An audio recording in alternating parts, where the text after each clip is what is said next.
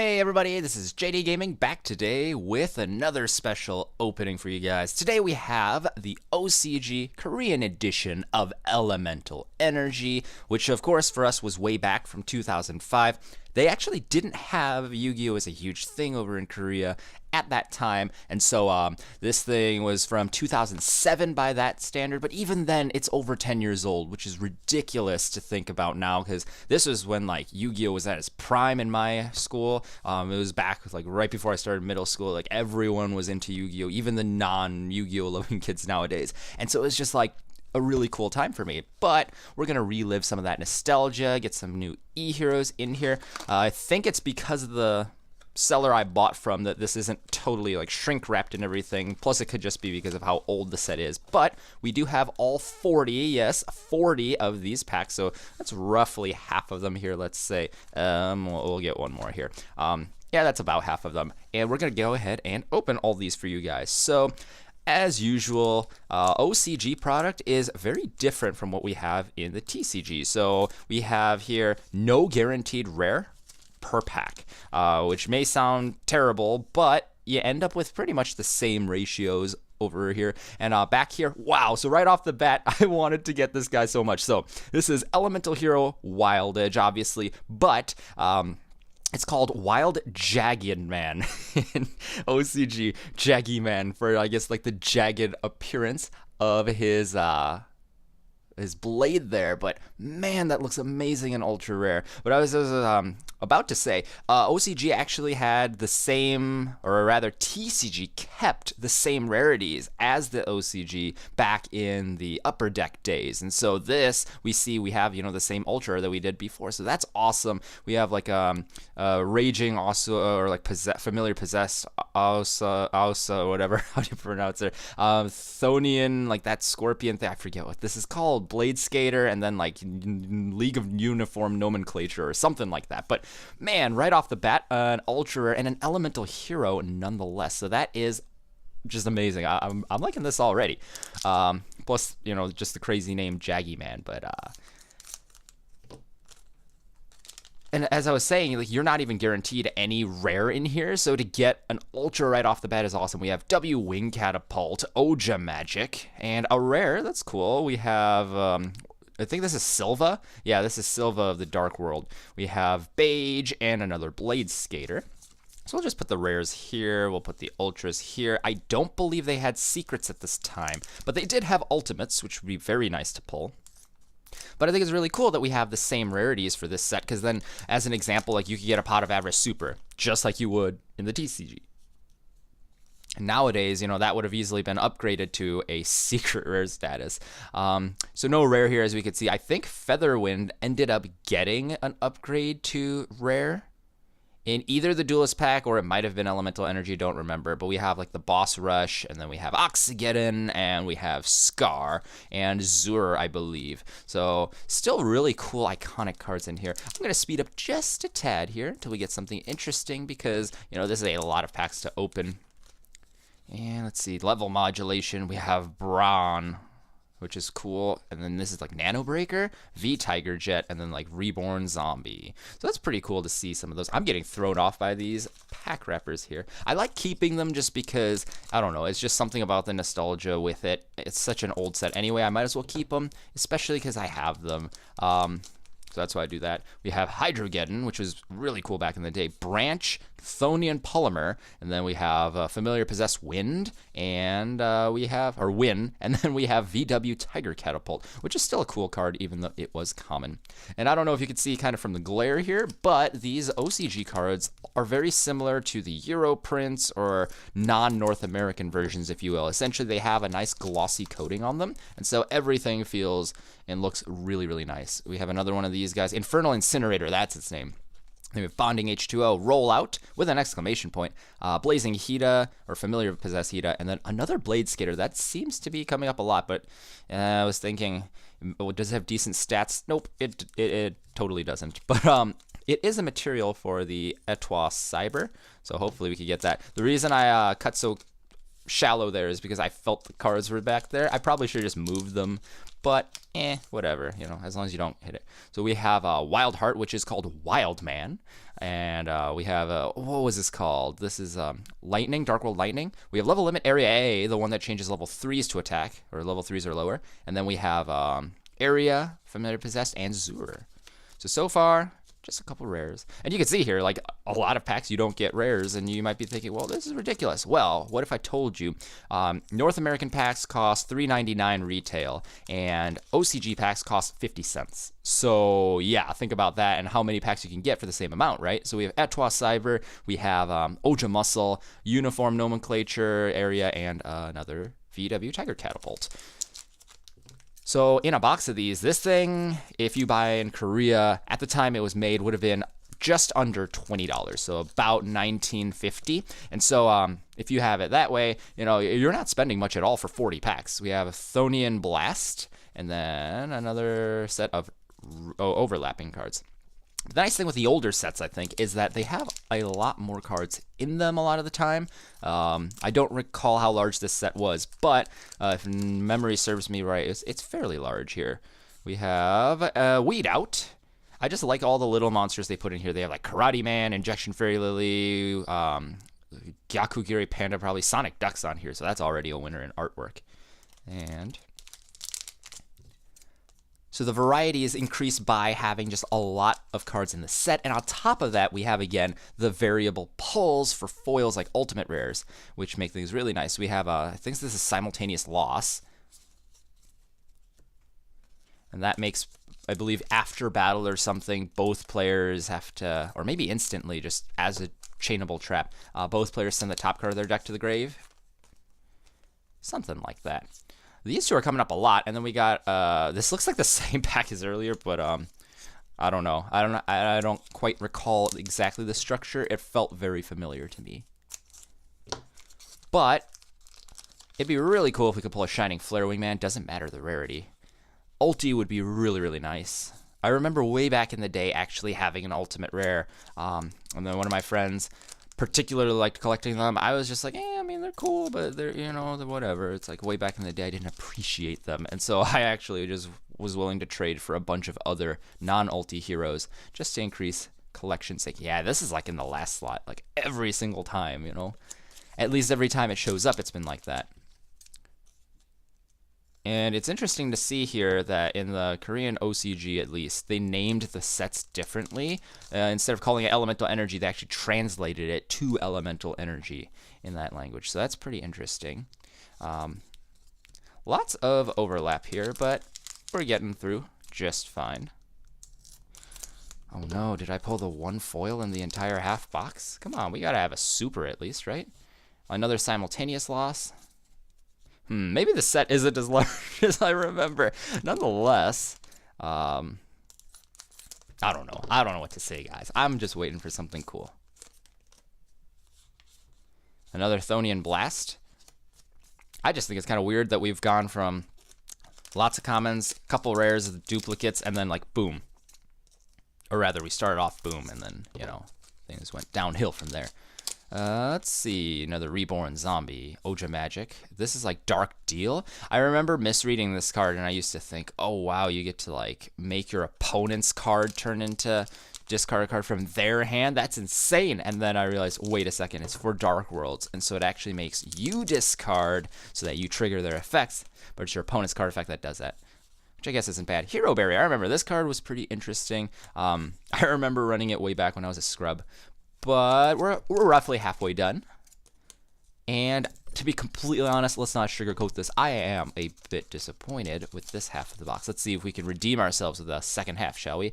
Ulti Hero Berry, now that's what I'm talking about. So this is like the version, well, not the Korean one, but I remember playing Ulti Hero Barrier way back when I was a script. So, wow, that's really cool just to be able to compare the two. And you can see here, it looks extra glossy on front and back. If I can get, I want to get glare. There we go. Look at how glossy that looks.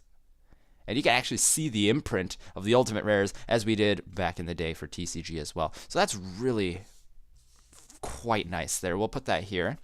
And then we're still hoping for some supers here. But man, and I don't know. I really personally like the old ultimate rare status. Like I like the ulties in general being still in the OCG. TCG unfortunately doesn't have those, and that's unfortunate because I think the variability in opening cards like this is what makes things really fun. You know, when you pull a random card like this, level limit area A, and it's an ultimate rare, like I don't care if this card's terrible, like hero rare, like this is just awesome to have. And it really reminds me of other games where, like in Pokemon, you can get full arts of things. I love collecting those. Or if you have, I haven't played too much Magic, but you're able to pull foil versions of things that don't necessarily always come that way. And that just makes it more fun as a collector, as an opener.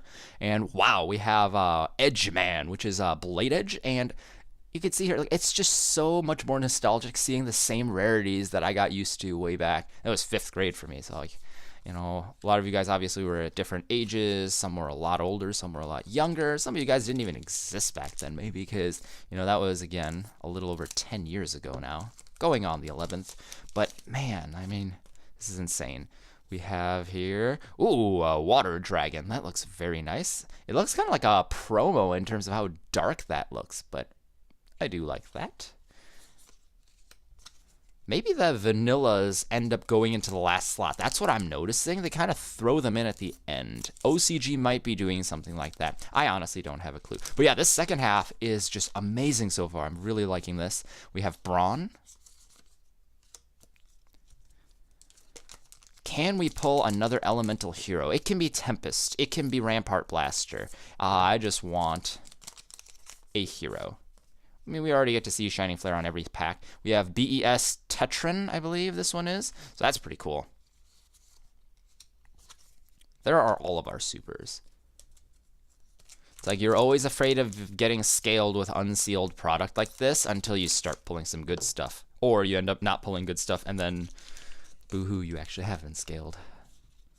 Wow, super after super. And when you're not even guaranteed a rare, that's insane. So gold is over here now, and I think that was a super for us as well, and then eventually became gold, and then they reprinted it as secret or something, and like Joey collection.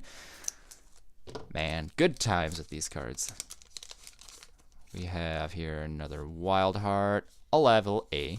But since we got the ulti version right there, I think that's not the worst thing in the world. Looks kind of cool to compare to. And let's see here. What do we have in this pack? Blast. Literally Blast. Is it just me, or are all these trap cards? Except Brawn and Silva. Wow. That's a lot of rare trap cards. That's probably adding to the monotony of this. Let's pull a Pot of Avarice. Can we pull a Pot of Avarice here? Somewhere in these. Not in this pack. I'm not good enough to call packs. Another Blade Skater at the end of the pack. So you could argue that because you have it broken into more packs, it's like 2 of these packs is 1 TCG pack, and so a lot of times you end up with just commons. Another level limit area A. Seriously? Is there like no other rares in this set? Come on. At least give me the Dark Worlds. I can, you know, have non-trap cards. Simultaneous Loss again, and that's not even a rare. Though I think that might have been a rare for TC. No, maybe it was common. Because I think the rarities are all the same. Because I know a lot of them are the same. Another Blast. Another Win. That's never bad. We have a V Tiger Jet there. I remember like it has something to do with like, oh, this Ace Fighter pilot's like a master of dogfights or something. Dark Deal. We got a handful of packs left.